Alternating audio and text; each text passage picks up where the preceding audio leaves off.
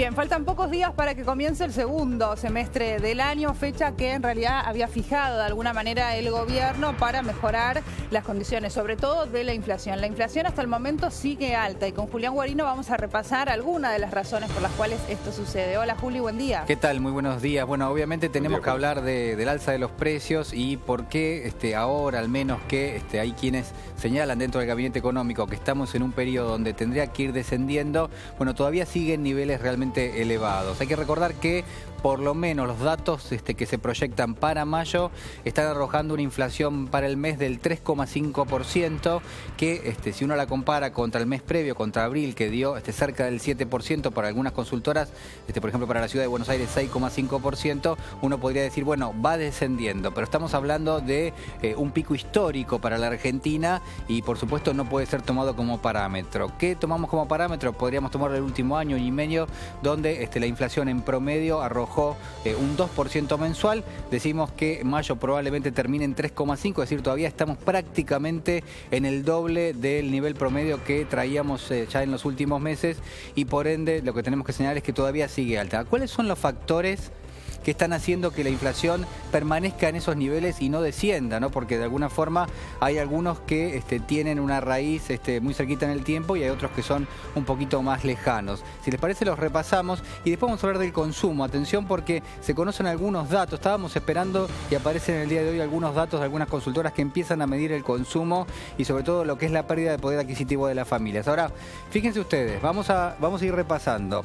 Devaluación y tipo de cambio. Devaluación, ¿qué pasó? Bueno, obviamente lo que fue la salida del cepo cambiario. Esto impactó y mucho, ¿no? Con un peso que se depreció prácticamente un 60% y un tipo de cambio que hoy permanece en la zona de los 14 pesos con 30 aproximadamente. Sobre esto no hay nada que decir, es decir, todo el mundo sabe que cuando hay una devaluación hay una transferencia de riqueza, pero sí el impacto es muy fuerte en materia de precios. ¿Por qué? Porque hay una parte de la producción nacional que está atado a insumos en dólares y en algún caso también, por supuesto, hay productos que son netamente importados y marcan un precio de referencia para el resto del mercado. El otro dato es el tipo de cambio, decíamos que permanece en la zona de los 14,50. Que si uno dice, a ver, ¿de dónde veníamos? Veníamos de un tipo de cambio en torno a los 9 pesos con 50. Saltó a los 14,50, es decir, hubo un salto realmente muy importante producto de la devaluación. Ahora, desde ese momento a esta parte, ya hace prácticamente 2 meses, que permanece sin ningún tipo de variación.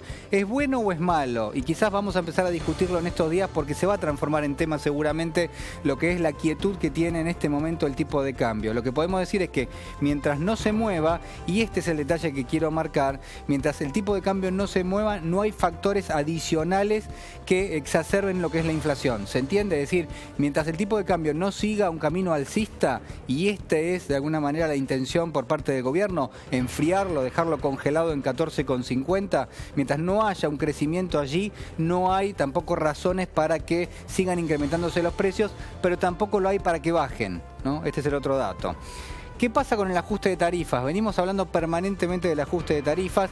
Está claro que en un primer impacto las mediciones arrojan directamente el incremento, es decir, son proporcionales al incremento que tengas, 300, 400% en gas en algunos sectores de la ciudad de Buenos Aires y Gran Buenos Aires, pero mucho más en otras zonas, en otras provincias, sobre todo en la Patagonia. ¿Qué pasa con el servicio de energía eléctrica? También con un ajuste fuerte, transporte, etcétera, etcétera. Es decir, hemos tenido ajustes tarifarios que todavía no terminan de decantar, es decir, que todavía tendrían un impacto en la inflación y que de hecho sostienen la inflación en niveles elevados, porque lo que hay que mencionar es que además del impacto directo del ajuste tarifario, también tenés lo que se llaman los aumentos de segunda ronda para la economía, que son los aumentos que registran en los insumos las empresas, las pequeñas, las medianas, pero también las grandes empresas, y que van a terminar trasladando a precio probablemente en los próximos días, es decir, todavía la inflación que se registra en parte obedece al ajuste tarifario.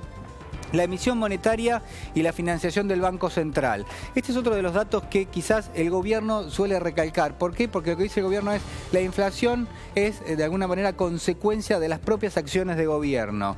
Bueno, en este caso la emisión monetaria y la financiación del Banco Central, que en muchos aspectos el presidente Mauricio Macri de alguna manera hacía referencia a la gestión anterior, se siguen dando. Es decir, este mismo año el Banco Central va a terminar pasándole, girando pagándole al Tesoro, es decir, al gobierno nacional, 160.000 millones de pesos. De vuelta, se van a emitir y se los van a girar al Tesoro 160.000 millones de pesos. Son pesos que están en la economía y probablemente van a terminar siendo una fuerte presión sobre los valores de la góndola. Y por último, lo que son las expectativas inflacionarias y las pujas distributivas.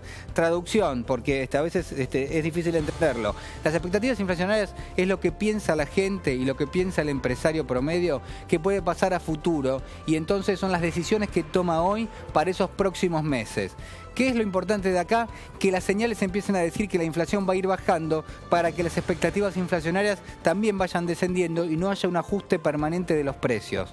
Mientras que del otro lado, las pujas distributivas, yo creo que acá estamos en un escenario distinto, donde las paritarias, si se quiere, las discusiones salariales empiezan a ser acotadas, si bien hay algunos sectores puntuales que están arrojando incrementos en torno al 30-35%. La pregunta es, ¿qué pasa con el consumo? Tenemos la inflación, está a un piso realmente elevado, la expectativa es que vaya bajando, pero todavía mayo daría en torno al 3,5%, que es altísimo realmente, si uno tiene en cuenta que ya estos últimos días no hubo ajuste de tarifas, es decir que en principio los indicadores ya mostraron ese ajuste en la versión, por ejemplo, del mes de abril. Bueno, hay algunos datos que son importantes. El primero, creo que es el central y el que se conoce, es que el 74% de los consultados, estamos hablando de una encuesta de la firma W, que conduce Gustavo Oliveto, que es un especialista en consumo. Bueno, el 74% de los consultados dijo que hizo alguna clase de recorte en su presupuesto a lo largo de las últimas semanas. 7 de cada 10 personas está haciendo algún tipo de maniobra con el dinero para tratar de acotar un poquito lo que son los gastos. Juli, sí. ¿Hay un detalle del rubro, los principales rubros en los cuales hubo recortes? Los rubros son siempre los mismos cuando uno inicia un ciclo de ajuste, sí. Agos, y tiene que ver obviamente con aquello donde vos podés recortar sin sufrir por lo que tiene que ver con tu patrón de consumo. Es decir, los alimentos es lo único y lo último que se recorta, digo, no lo único, sino lo último que se recorta. Esparcimiento, por ejemplo. Todo el tema de esparcimiento. Alimentos pasás de primeras marcas a segundas marcas. Exactamente, digamos. Después, en el rubro alimentos sí uno lo que hace, porque a ver, el dato es que los alimentos, cuando relevamos la inflación, los alimentos están en el rubro que sube por encima del promedio de los precios de la economía. Claro. Es decir, es el sector que más sube y al mismo tiempo es el sector donde menos podés recortar. Claro. Entonces, ahí sí hay muchas estrategias. Una de ellas es cambiar de marca, la otra es obviamente restringir lo que es la canasta,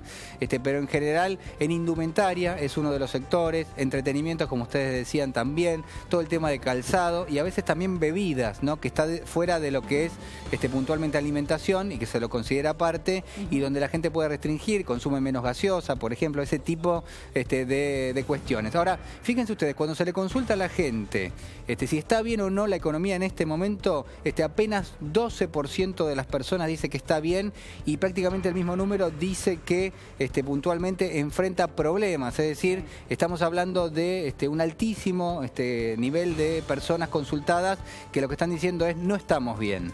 No estamos bien y eso se nota. Ahora, el dato también, que quizás es también interesante, es que el 63% de las personas dice que tiene la expectativa de que haya una recuperación económica en el mediano plazo. Es decir, que reconoce que no se está bien, que el escenario no es el mejor, que hay recortes. De hecho, 70%, un poquito más, dice que está haciendo recortes en lo que son sus formas de vida, en lo que es su manejo del presupuesto, pero una parte muy importante, 63%, dice, miren, yo la verdad tengo la expectativa de que esto vaya mejorando en los próximos meses. Y no es un dato menor, es un dato que obviamente se conoce en el gobierno y en función de eso se van tomando algún tipo de políticas, por más que estamos hablando puntualmente de distintos sectores de la población, distintos sectores de la sociedad que enfrentan demandas crecientes, es decir, que cada vez tienen menos recursos. Les paso otro dato. En el primer cuatrimestre del año el poder adquisitivo bajó 5 puntos, 5%. Esto es muchísimo, esto es neto, es decir, vos tenés en el bolsillo 5% menos por más que, digamos, de poder adquisitivo, por más que uno podría decir... de enero a abril, Julián. Claro, de enero a abril. Son cifras que se empiezan a conocer ahora. Sí. De hecho, algunas las vamos a ir pasando para que ustedes las visualicen mejor en una placa, pero para empezar a darles una noción de los datos que se empiezan a conocer de los primeros 4 meses del año.